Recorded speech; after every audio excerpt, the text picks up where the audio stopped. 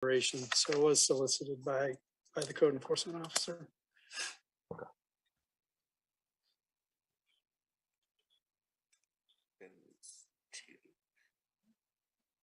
I guess my opinion still is the DEP was party to and did the site visit to, it may not have been this gentleman, but one of his cohorts. And part of writing up the NOVs and picking out the violations. So I don't know why we would want to silence the DEP. Mr. Chair, if I might. This is Chris, the Assistant Code Officer. Could I respond to that? Just briefly, yes. So briefly, the DEPs who brought this violation to our attention, it was a member of the NERPA team that visualized this and brought it to our attention. We then visited the site with Jeff Kalinich, the author of that letter, and we always work hand in hand with the Department of Environmental Protection. They're the ones that wrote Chapter 1000, our shoreline zoning rules. They assist us with these decisions. They assist us in advising us how to handle them properly. So I think it's very important that this letter be entered into the record, and it's a big part of what we do, and it's why we do it. Thank you. Yes, thank you, Chris, for that perspective. Fred, do you have any questions, comments to go along with this? I think it's interesting that that they're the ones that brought it to our attention. So I think if they've got something to say under this, I think it needs to be heard and brought into evidence. Okay. I'm going to go ahead and make a motion then to include this March 28th, 2022 communication from Jeffrey Kalinich from the DEP into record for consideration this evening. So I'm going to make a motion again to include. Roll call vote. Tom, yes to include or no? I'd second and I vote yes. Sorry. That's all right. Just yeah, second and I vote to say yes.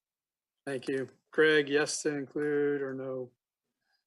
I'm going to vote no on this. Okay. Fred, yes to include or no? Yes, to include. David Murch, I'm going to vote yes. So we have a majority vote on this, so it will be included in the record. Attorney Wagner. Sure. I know there are some, I think the third procedural item here is if there's any motions at this time to move to continue any discussion to a future meeting. Do any parties have such a motion? Yes. I'd say go ahead, Attorney Brown. Sure.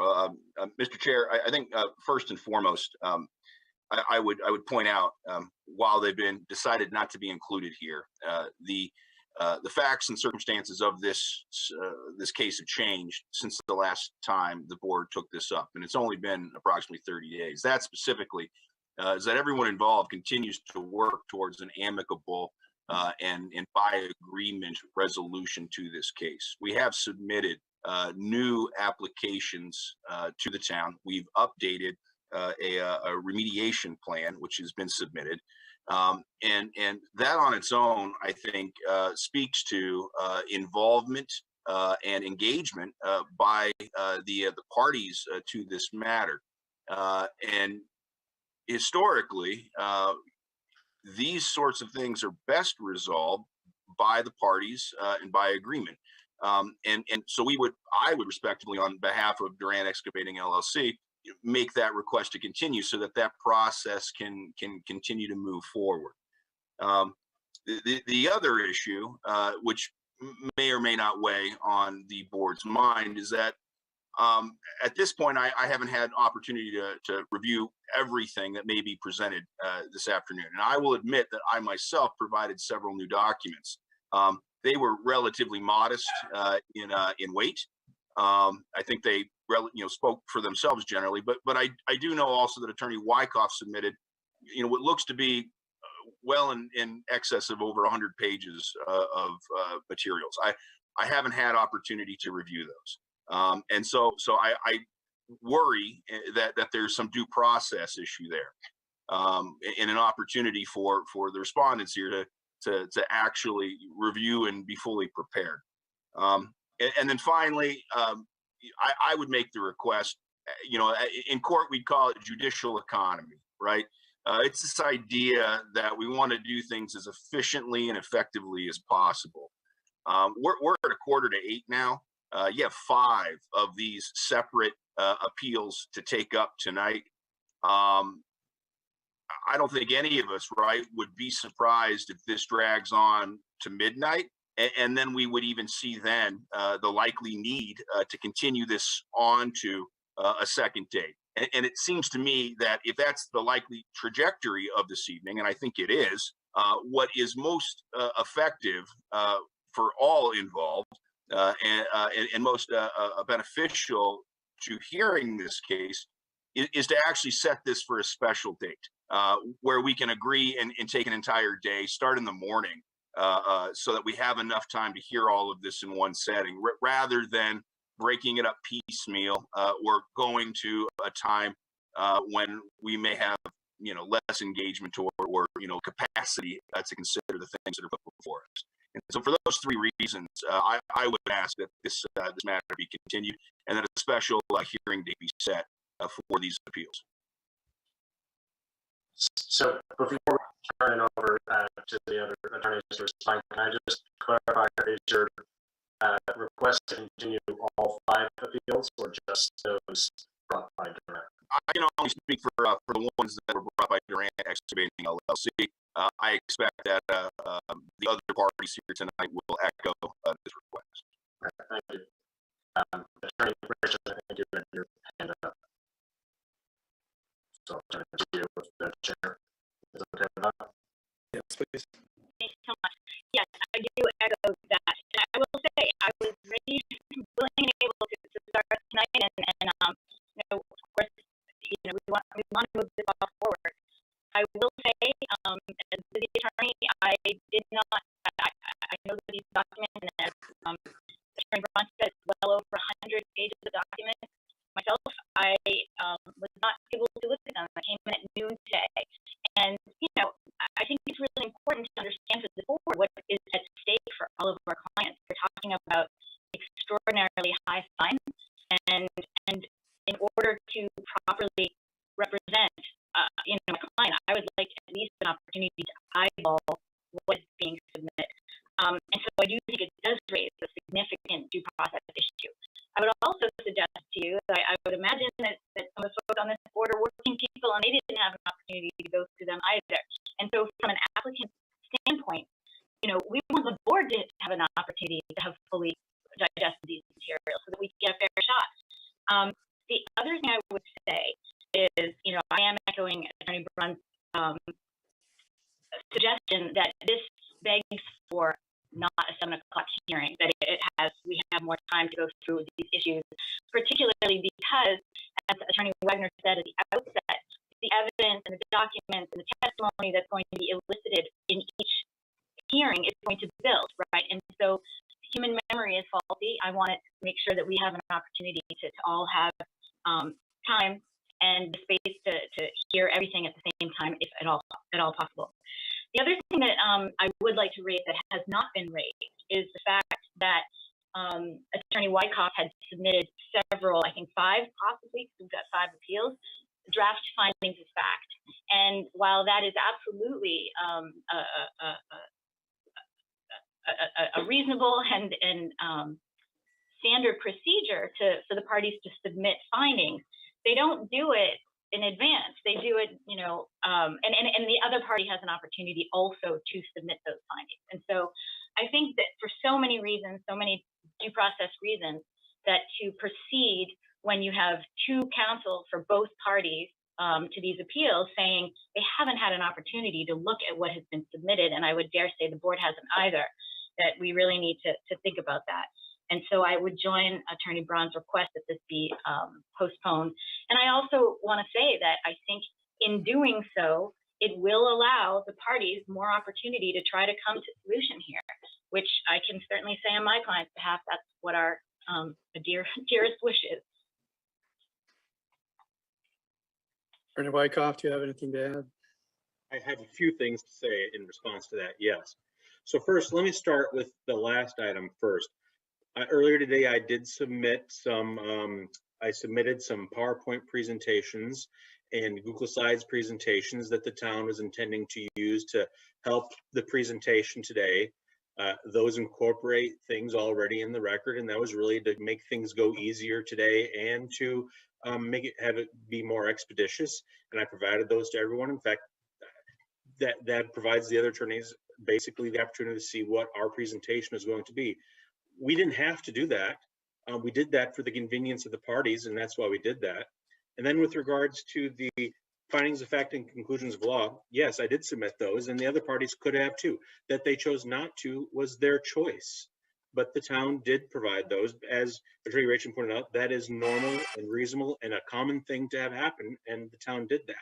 The timing of it was, I wish it could have been sooner, but as I stated in my letter, it really was unavoidable that it was at this time as opposed to earlier. Now, as to the comment that, put this off so that the parties can continue to talk, I have to respond to that and say, and point out, in Attorney Rachen's letter, filing the appeals in the first instance, she said, given that my client is in the process of developing a mitigation plan and negotiating a consent agreement with the town relating to all issues raised in the NOV, council have agreed that this matter will be tabled until March 18th, 2022.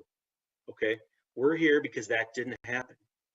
And the parties have all known since February 8th that if the ZBA tabled consideration of the appeals regarding 18 Fernwood on February 22nd, then it would be heard today.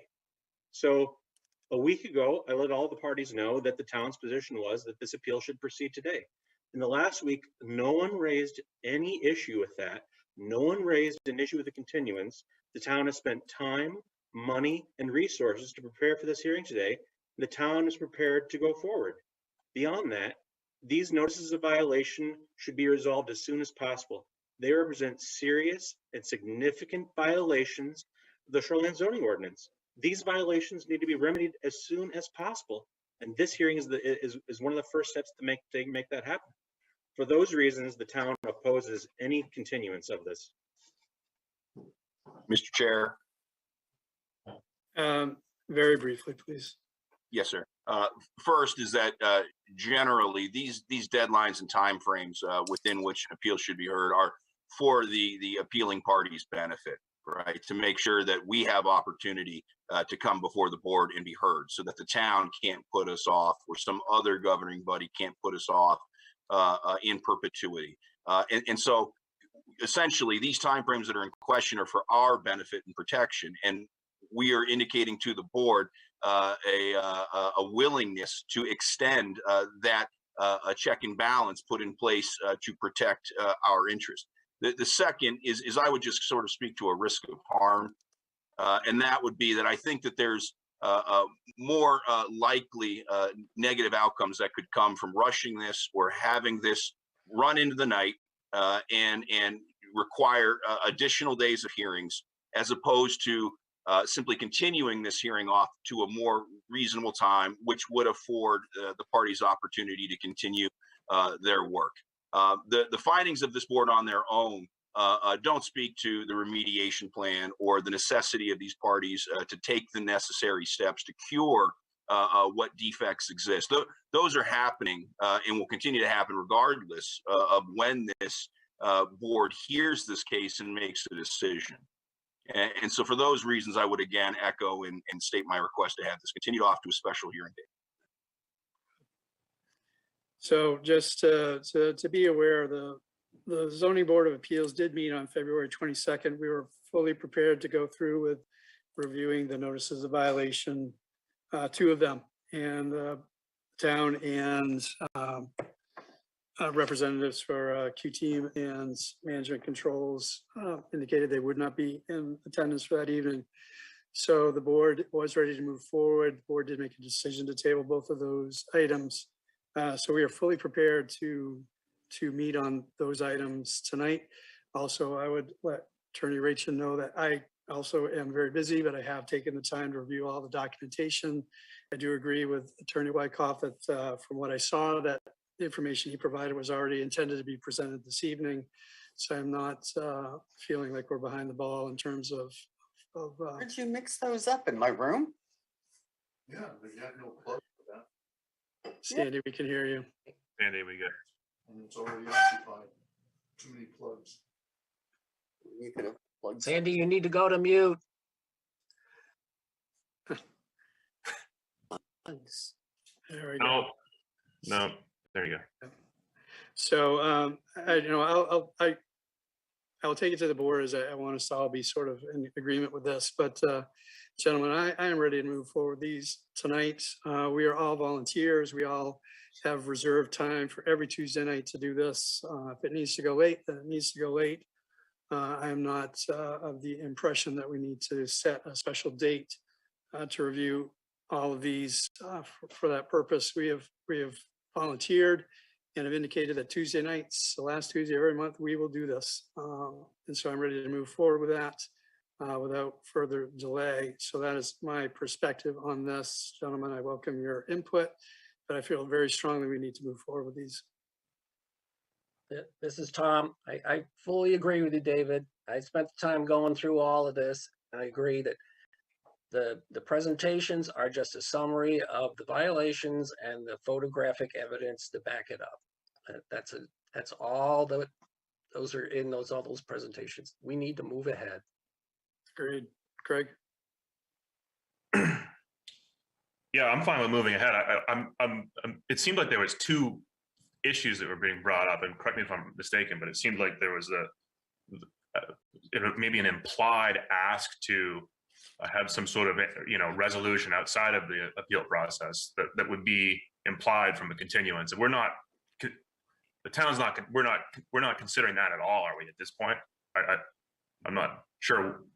There's kind of two separate things. One could be to continue and the other could be to continue it so that we could resolve it in a different manner.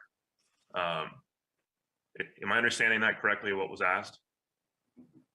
So do you mind if I weigh in here, Mr. Chair? Yeah, please, Attorney Wagner. So I think what it makes sense to break this down is first just a motion to continue generally. And if that passes, then we can discuss the requests about having a special hearing date or what items would be taken up when. So I suggest you take it first just as a clean motion to continue for the reasons that were provided. I didn't hear a particular request to, engage in any sort of settlement discussions, and I would suggest that the Board of Appeals doesn't have jurisdiction to weigh into that issue anyhow. So I think the issue before you is simply a motion to continue for the reasons that the parties raised. Do you want my opinion on the due process concerns that were raised? I would. Yes, please. So the parties raised a number of arguments that the applicants here have moved to continue, and that the rules are designed to protect their process rights. I think there is some risk that a court could agree that their due process rights would be violated if the board would choose to go forward. I'm not convinced that that is a substantial risk, but the conservative advice where those issues have been raised would be to continue and to meet with the parties and come up with a procedural order if the board feels that even that small risk of due process concerns warrant that. But putting that issue aside, if the board agrees with me that that's a small risk, but it is a risk, then the question is really, is the board prepared to proceed? Because in my view, this is a de novo hearing. These materials could have been presented right on the spot. The fact that they were provided in advance, it could have been today. So again, that's why I think the due process risk here is minimal. But nonetheless, it's there. So I think the guiding principle for the board here should be, are you all prepared to move forward? So from that, thank you, Attorney Wagner. So from David Murch, I am prepared to move forward. I have reviewed documentation. I've been prepared since, last month. So. Tom Greg, Hennessy, I'm fully Chair. prepared. Greg, Attorney Braun or Greg? sorry. Greg Dean. How do you feel? Yeah, I'm prepared. Fred, how do you feel? I'm okay going with it. Yes. Okay. I'll give you just 15 Yes, seconds, sir. Attorney Brown. Yeah, just to be sure that there's a full record here, it behooves me to point out, and I should have initially, that, and as part of my argument to come, that there are additional notices of violation related to this matter. To Green LLC, the deadline for filing those appeals does not run until March 8th.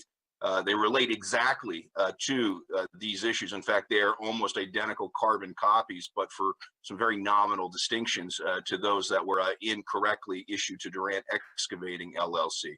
And so again, I would just point out that judicial economy, right? This idea that we're going to have to essentially replay all of this yet again at an additional hearing, might not make a lot of sense. And speaking to Attorney Wagner's point, the risk of harm in continuing this is substantially less than allowing for a continuance to a special date. And forgive me if I misspoke. I did mean to say that there's an April deadline, April 8th, for filing those no appeals. Thank you. Sure. So Attorney Brown, I appreciate you bringing those up. Were things that I noticed that myself, and since the consideration right now is just a continuance in general, I'm still going to say that we need to move forward. Certainly, as we come up to the specifically to the cases that or the administrative appeals that you're overseeing, we will review each one specifically. Okay. So,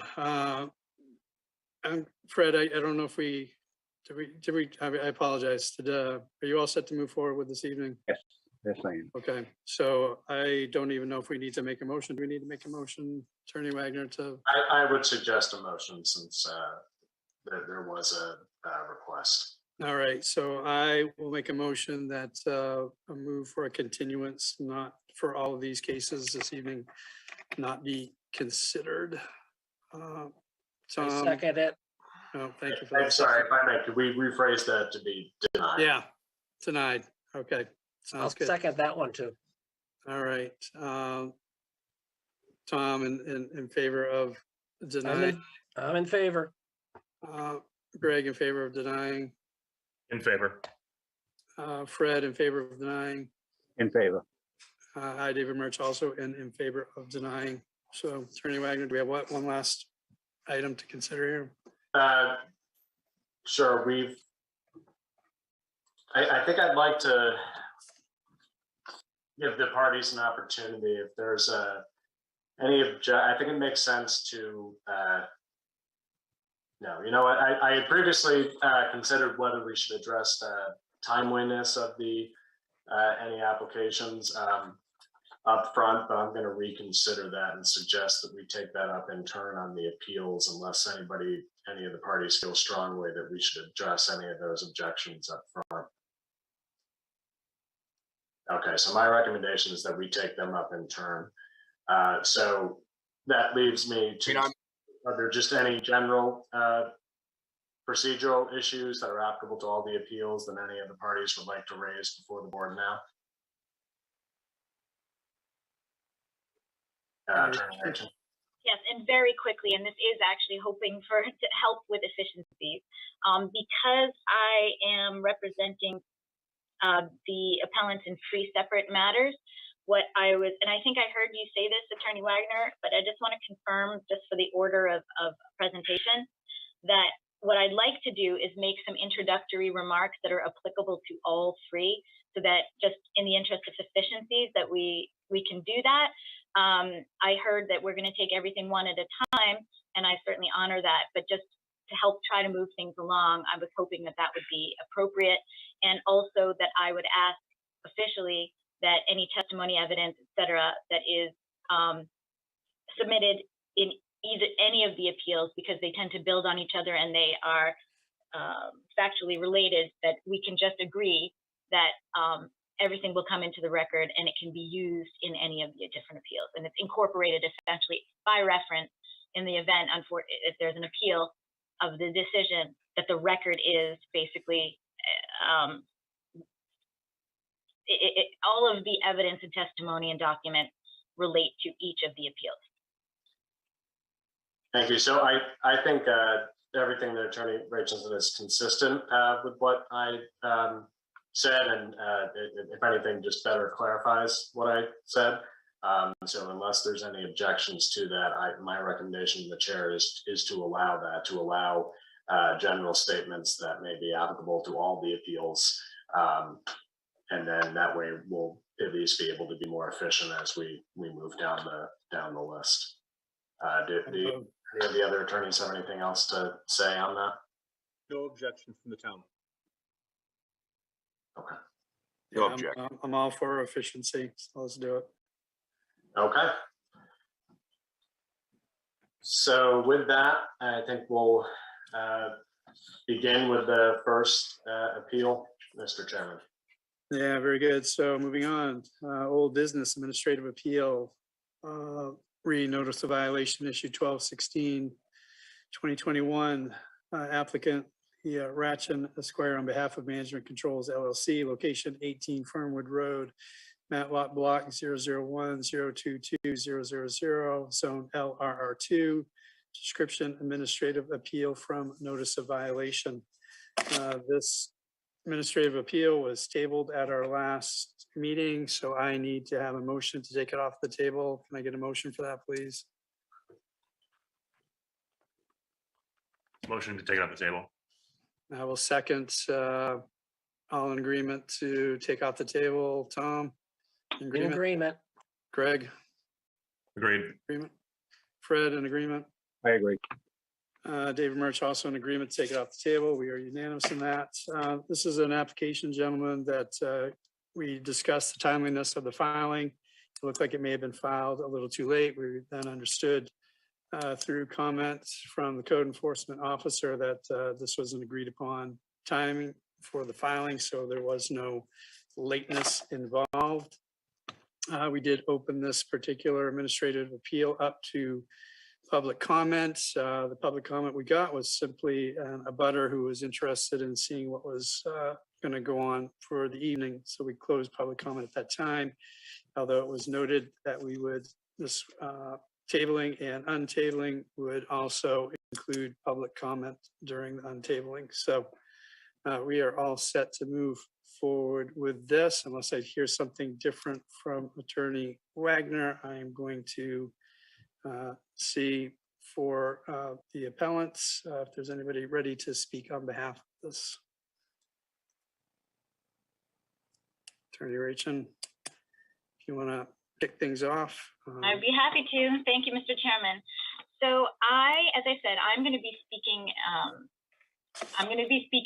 generally, just making some introductory comments with respect to the three appeals in which that I'm dealing with, specifically with respect to the first one that you just mentioned, also the one from Q Team with respect to 18 Fernwood Road, and finally with respect to Management Controls with respect to Whitetail Lane. So as you know, there are two separate properties at issue here, and my comments are until I tell you otherwise are specifically, I should say, are global in nature. So first, just to start off, I'd like to focus on context here, and I think that's really important that everybody acknowledge that we're dealing with a property that was actively eroding and posing a significant threat to Sebago Lake, which of course is Maine's biggest drinking water supply. And so everything that has been done was basically done in an effort to prevent further sedimentation and erosion. And you'll hear from our expert, Mike Morris, who will be testifying, that nothing done at the properties,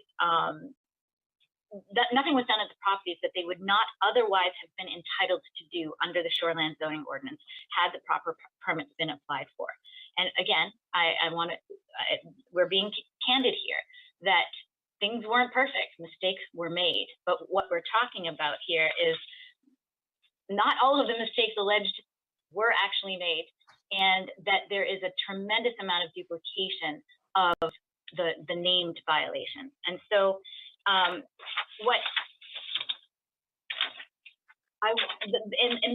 there are going to be basically three things that I'm focusing on this evening with respect to all three properties. One, who is responsible? Two, as I said, that not all the allegations that have been alleged are actually violations, and also the duplication. So let me peel down those three themes back a little bit. Who is responsible? So we know, I think from my submissions, is that there are several pre-existing violations. First, there's the hot tub at Fernwood and a second set of stairs also at Fernwood. Those did lack permits, but the fact of the matter is that despite what is suggested in the code officer's submission, that was not my client. That was not done by him. He inherited those issues.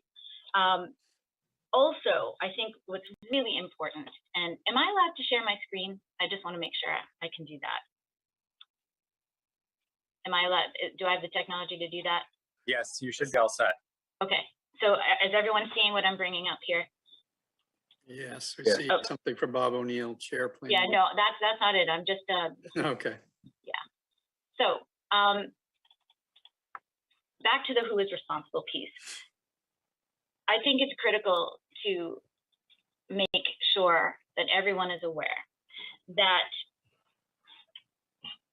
my client, who is Management Controls, entered into a contract with Big Lake Marine Construction.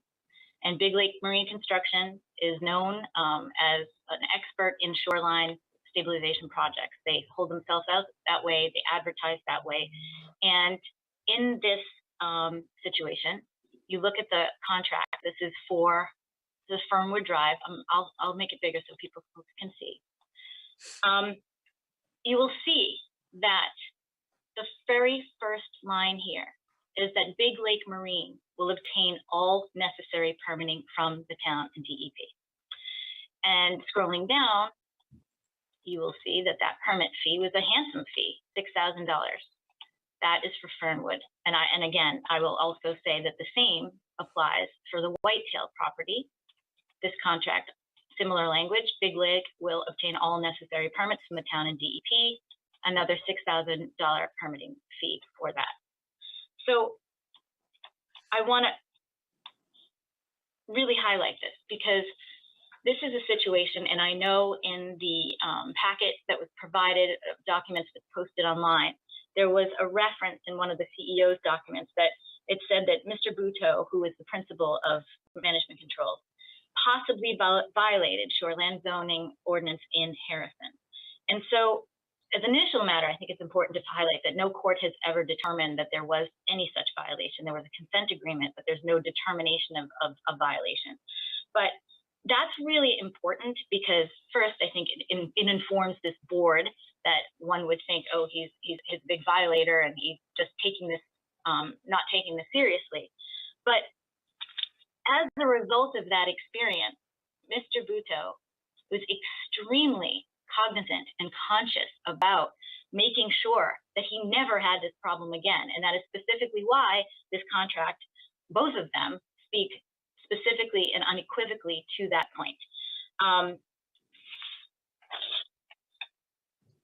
And so I think it's also important, and I'm going to your own ordinance because that's where we should always be focusing, is that under the ordinance, it is not just the landowner who is responsible. If we look at, for example, if we look at section H, which talks about, excuse me, I'm sorry, I'll just cite it to you. In the fine provision, it talks about any person, including a contractor, the landowner, a landowner's agent who violates these provisions shall be liable. Similarly, under 16H, it talks about how the code enforcement officer, if he believes there's a violation, shall notify the person responsible. But it's important to note that in the town's own ordinances and the state statute, that it's not just the landowner. And in fact, it can be people other than the landowner who are the responsible parties. And so I think it's important to recognize that. The other theme here is that the NOVs are just replete with examples of overreach and duplication. And when looked at both collectively and individually. And so collectively, the town is seeking penalties and violations essentially from 3 separate entities and people for the exact same violation. And then also within the same violation itself, they are just overlapping. For example, you'll see in many of these notices, violation 1 is filling and earth moving of more than 10 cubic yards, which isn't a violation unless there's not a permit for it. Then the second violation is filling and earth moving of more than 10 cubic yards without a permit. Those are, in essence, the same violation. The first one isn't a violation. The second one is because it's done without a permit, yet they're cited twice. Similarly, you see the examples of this throughout all of the notices of violation. And I guess the question is, why does this matter? I think the board is most likely to ask, well, why should I care about this? Well, please understand this is not a petty attempt by lawyers to try to parse language. It's because the town has threatened extraordinary fines, $1.3 million at the last count. And so this is very real. And yes, I'm sure council will tell you, and I agree, that this board does not have authority to set fines. It simply doesn't. But the truth of the matter is that what you decide here will have tremendous implications going forward. And so, as I'm sure you well know, that violations are calculated on a per day basis. And so that's why the fact that there's so many duplications is important. And we would ask you to read those notices of violation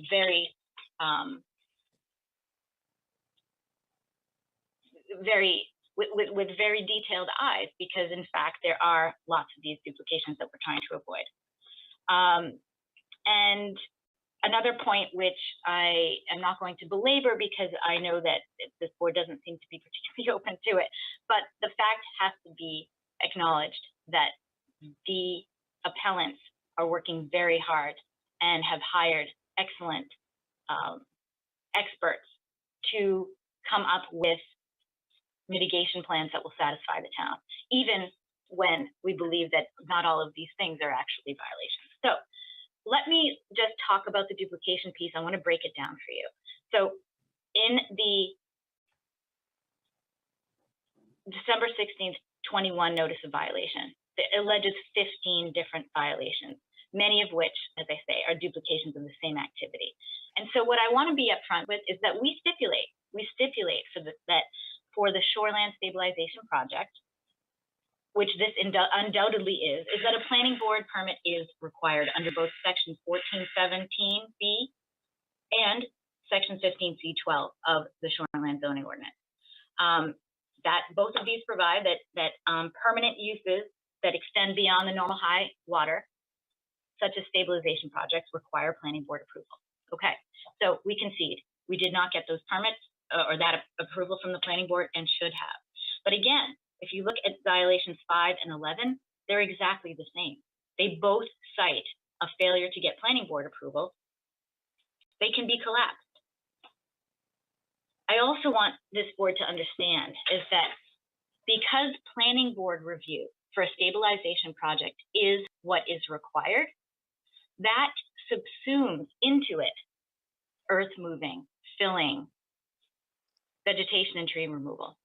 So if the project is stabilization, then all of those individual activities, like I said, earth moving, vegetation, tree removal, all of which have been cited for different violations, they're not. They're all subsumed into the same thing.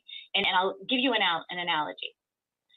When you're building a single family home, you apply for a permit for a single family home. You don't also apply for an earth filling, earth moving and tree removal and a grading and filling permit.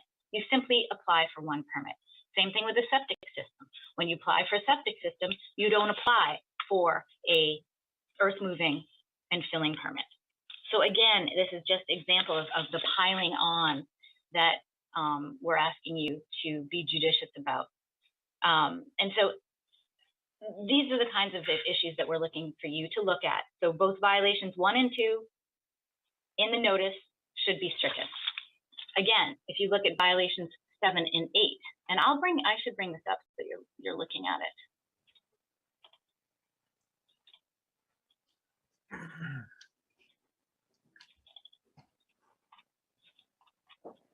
Okay, so here, for example, you have removal of vegetation of less than 3 feet in height. 8, removal of vegetation and less than 3 feet in height without a permit. It's the same violation. They should be consolidated. I think it's really important, again, for you to look at the ordinance. I'm going to bring you back to the ordinance, okay? Because that's always what dictates. So 15C is what dictates here. Piers, docks, wharves, bridges, or other structures or uses extending over and below the normal high water line. Stabilization is a use extending over or below the normal high water line. And what it says here is vegetation may be removed in excess of the standards of 15Q. 15Q has been cited multiple times in these various violations. This clearly allows vegetation in excess of those standards to be removed in a shoreline stabilization project. And that's exactly what's happened here, as I said, with permit obtained by the planning board. We did not obtain that permit from the planning board, but what is alleged here is that they should have gotten permits from the code enforcement officer. That's just simply not the case because they're subsumed within the planning board process.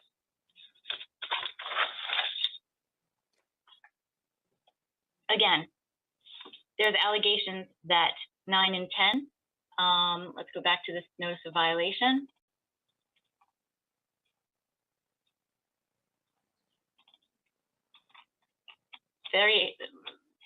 Violations 9 and 10 with respect to this hot tub that was not built by Mr. Buteau, but his predecessor. 2 of them. Hot tub, hot tub. Again, double dipping. And it goes on. And I'm not going to belabor this point, but I think it's really important for you to appreciate that these are absolutely, positively the same violations and should not be double and triple dipped. So at this point, I'd just like to call, I'm hoping he's here, Mr. Morse. Mike Morse, are you here?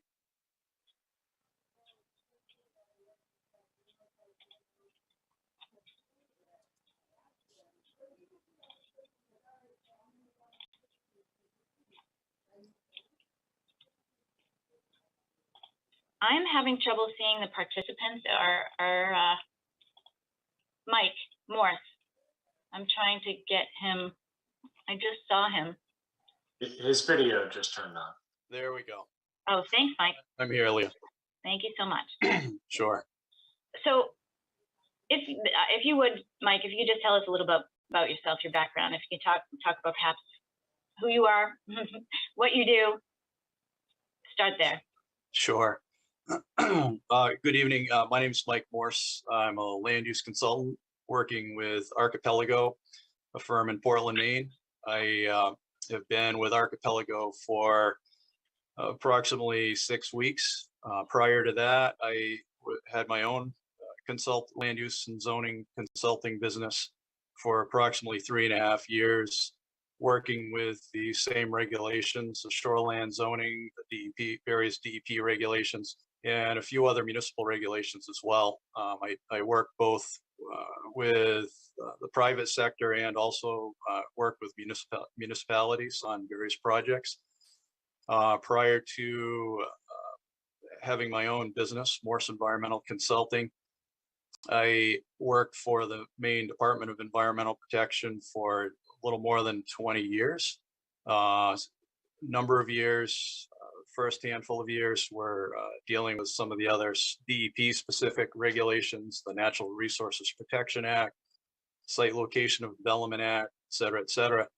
The last 16 years I was at DEP, I worked specifically and exclusively with the Mandatory Shoreland Zoning Act on behalf of both the state, for the state's interests with Mandatory Shoreland Zoning Act implementation, as well as overseeing municipal administration and enforcement of shoreland zoning through their local shoreland zoning ordinances for 80 some odd municipalities in southern Maine, including the town of Raymond.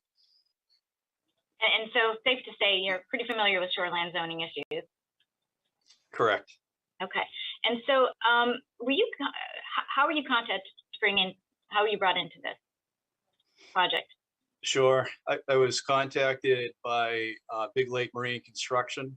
Rob Durant had contacted me after sometime in mid-November, early to mid-November, after I think some of the municipal code enforcement staff, perhaps, but more specifically DEP staff had been on the site and indicated there are some problems, and he asked me for my opinion, professional opinion on whether there were violations. First off, related to some of the projects there, and whether or not the activities could potentially qualify for after the fact permitting, and move forward with after the fact permitting if it seemed possible. So. Okay, and so you're familiar with the various notice of violations that have been issued here? Correct. And have you reviewed them thoroughly? Yes, I have. And are you familiar with the shoreline zoning ordinance of the town of Raymond? Yes. And have you reviewed those thoroughly? Yes. Okay, and so just for context, can you orient us and give us an overview quickly of the nature of the project and why it was done? Sure. Well, the project was primarily intended to stabilize an actively eroding shoreline on Sebago Lake. It's a high velocity, wave velocity section of shoreline on Sebago Lake for various reasons, prevailing winds, the distance of fetch, and all the rest. So it's a very common, for the sections of shoreline on this section of Sebago Lake, this is pretty commonplace, that there is a fair amount of soil erosion and bank erosion. And so the primary project in this case was to stabilize the shoreline, to preserve the landowner's property and also to preserve water quality in Sebago Lake. And so when, it sounds like you've had extensive conversations with Mr. Durant about pre-construction conditions. Yes. And what did he say about when he started the project and got out there? Were the conditions, I should say, as he expected them to be? No, I mean, initially he had obtained a permit by rule from the DEP under the Natural Resources Protection Act, a different regulation, a different process from the town regulations. It's a simpler process. It was initially intended to be a simpler project that could meet those simpler standards with the DEP. What happened? What happened that changed that? Well, in order to conduct the project, he discovered that the soils were saturated with either groundwater or surface water or a combination thereof in the upper part of the slope. And the original intent was to keep the riprap part of the shoreline stabilization towards the lower part of the slope to keep it relatively minimum, and then vegetate the upper part of the embankment. But that did not appear to be possible due to the soil conditions. And when he discovered that, do you know what he did when he was on site and had to sort of act in the moment there? Well, he described that he was in a bit of a quandary with that, and he was faced with the risk of having significant soil sedimentation into Sebago Lake, just because of the the project, realizing that the saturated soils were sitting up higher on the slope, that they could have failed. And he consulted with Nate Whalen, one of the Portland Water District environmental group folks, for an opinion on that, and was apparently advised to riprap the upper part of the slope, or at least Nate Whalen from the Portland Water District was in agreement that that was a reasonable solution to take care of the problem. Okay, and you understand that the town cited all of the appellants here for, among other things, vegetation removal, tree removal, adding riprap without approval, correct? Correct. And I think the implication in these notices of violation, and I think I also heard council say that these tests cause serious environmental damage or impact. In your professional opinion, did this cause environmental damage? No, it's an interesting question. Generally speaking, people will stabilize a shoreline to eliminate environmental hazard or environmental impact. And that. So in this case, would you say it was net harmful or net helpful? Oh, I think very clearly net helpful, to use your terminology. Thank you. And this is something that I think we need to discuss. In your professional opinion, was there anything done at the property in conjunction with this shoreline stabilization project that would not be entitled to a permit had they actually applied? Not that I'm aware of. No. Okay, so had they applied for that planning board application for stabilization at the appropriate time, could they have met the criteria in your opinion? Yes.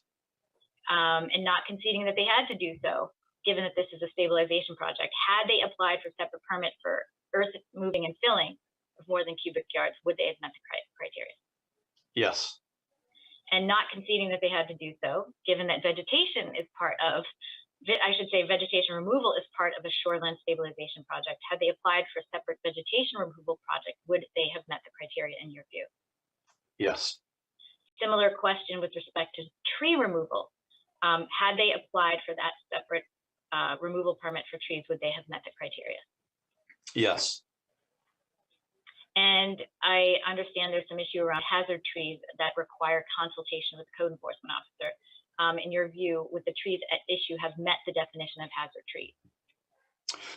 Yes, I understand I'm not a tree arborist, a professional arborist, but it seemed pretty clear from my experience over the years having dealt with this that they certainly were.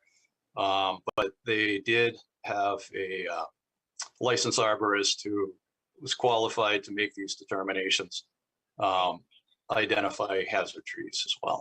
Okay, excellent, thank you. And so as a result of these various noted violations, appellants sought your assistance in coming up with, ways to respond to corrective action, correct? Yes. Okay. So let's look at this notice of violation. I'm going to go back to it.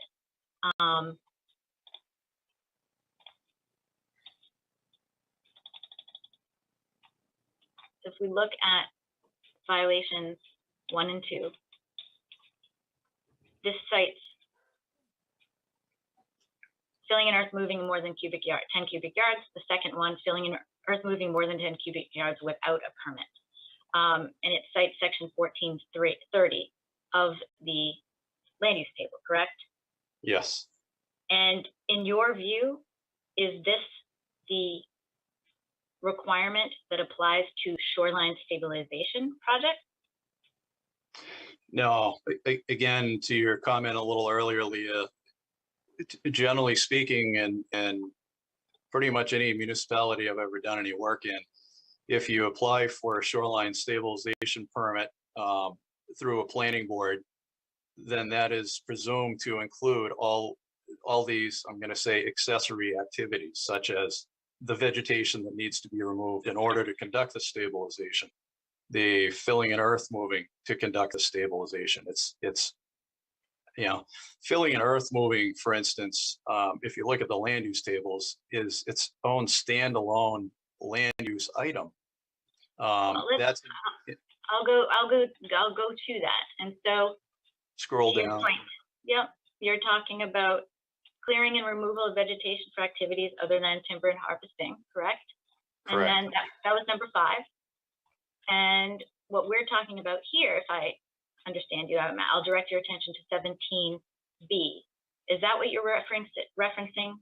Right, correct. 17B would encompass the vegetation that needed to be removed in order to conduct the stabilization project under 17B. And same with the filling and earth moving. It's usually you don't see that redundancy. I have never seen that redundancy, in fact. And so what I'm hearing you say is that the proper provision here to have that, what they should have done